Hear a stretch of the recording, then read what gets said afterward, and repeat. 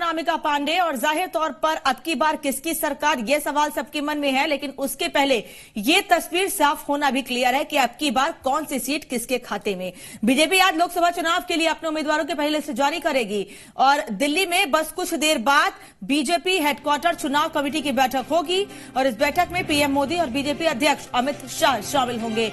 पहले लिस्ट में 100 उम्मीदवारों के नामों का ऐलान किया जा सकता है। 11 अप्रैल को पहले चरण में 91 सीटों पर वोट डाले जाएंगे। इसमें उत्तर प्रदेश की 8 सीटें शामिल हैं, जबकि बिहार की 4 सीट हैं।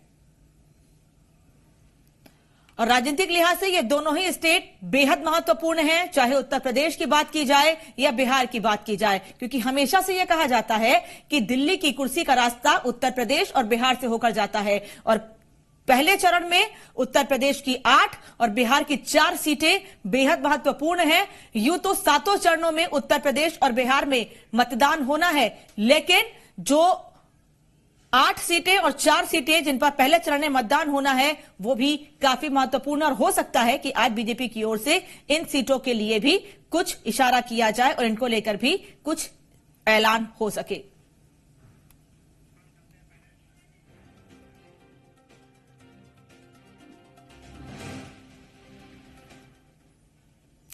और पटना से जी मीडिया संवाददाता रजनीश सीधे इस वक्त हमारे साथ जुड़ रहे हैं, बात करेंगे। रजनीश, आज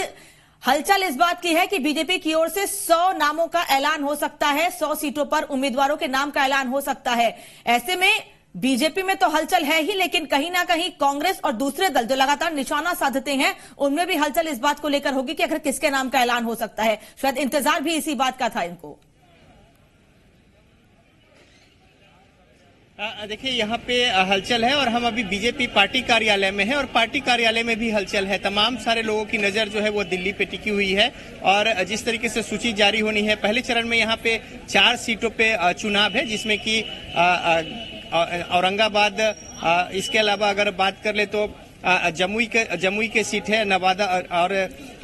जो पहले चरण के जो सीट है तो उस पर होमवर्क लगभग पूरा कर लिया गया है। और अगर बात करें पार्टी कार्यालय में यहाँ पे जो बैठक हुई थी चुनाव समिति की, उन चुनाव समिति में भी लगभग अंतिम तौर पे बातें कर ली गई थी, लेकिन 3 सदस्यीय कमेटी बनाई गई थी जिससे कि नामों की अंतिम तौर पे चर्चा करके कोर कमेटी में बात जाए, फिर केंद्रीय बोर्ड को, संसदीय बोर्ड को सौंप दिया जाए। अब जबकि ये सारी जो प्रक्रिया है पूरी कर ली गई है तो वहां से सीट और नामों की घोषणा होनी है। अगर बात करें यहाँ पे 17 सीटों में जेडीयू और बीजेपी की सीटें लगभग स्पष्ट हो गई हैं, जिसमें कई जो सांसद हैं उनके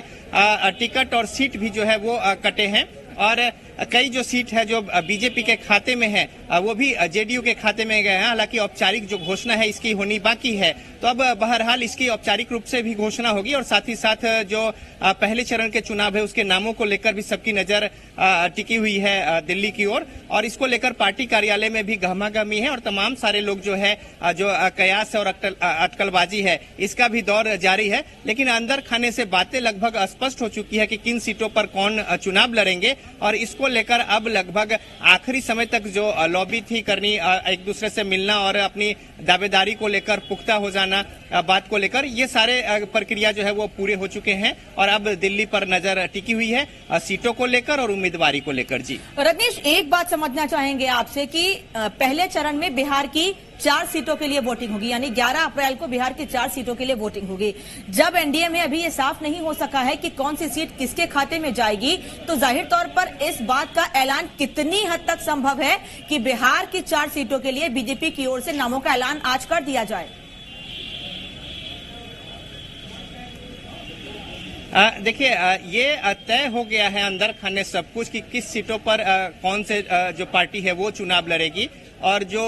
6 एलजेपी के खाते में है वो भी, उसमें 6ठी सीट जो है वो पिछले दिनों तक स्पष्ट नहीं थी, लेकिन अब वो भी स्पष्ट हो गई है। तो अब अंदर खाने सब कुछ तय हो चुका है, बस उसकी घोषणा होनी बाकी है और इसी लिहाज से उम्मीदवारी जो है वो भी हो रही है और पहले चरण को लेकर उम्मीदवारी लगभग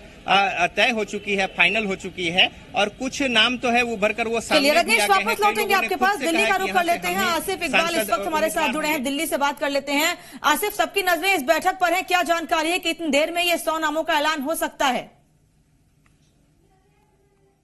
है पहले बैठक की प्रक्रिया पूरी होगी, बैठक का कोरम पूरा होगा, बैठक में तमाम जो बड़े जो पार्लियामेंट्री बोर्ड के लोग मेंबर हैं वो पहुंचेंगे, वो शामिल होंगे, प्रधानमंत्री रहेंगे और तमाम चीजें जब तय हो जाएंगी उसके बाद विधिवत इसकी प्रेस वार्ता करके घोषणा की जाएगी। देखिए जैसे पहले से ही कयास और कयासों के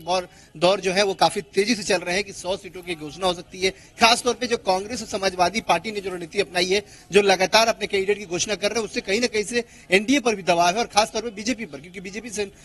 सरकार में इस वक्त मौजूद है और बीजेपी को तमाम सांसदों को या ये कह ले कि सरकार बचाने की कवायद करनी है, उसके लिए ज्यादा जद्दोजहद करनी है। इसलिए स्क्रूटनी कह लें या फिर आप कह लें स्क्रीनिंग कमेटी, उसकी बहुत गंभीरता से बातचीत हुई है, बहुत गंभीरता से मीटिंग हुई है, बैठकों का दौर चला है, उसके बाद कहीं जाके ये तय हुए हैं। आज जो 100 नाम घोषणा होने हैं उसमें भी साफ तौर पे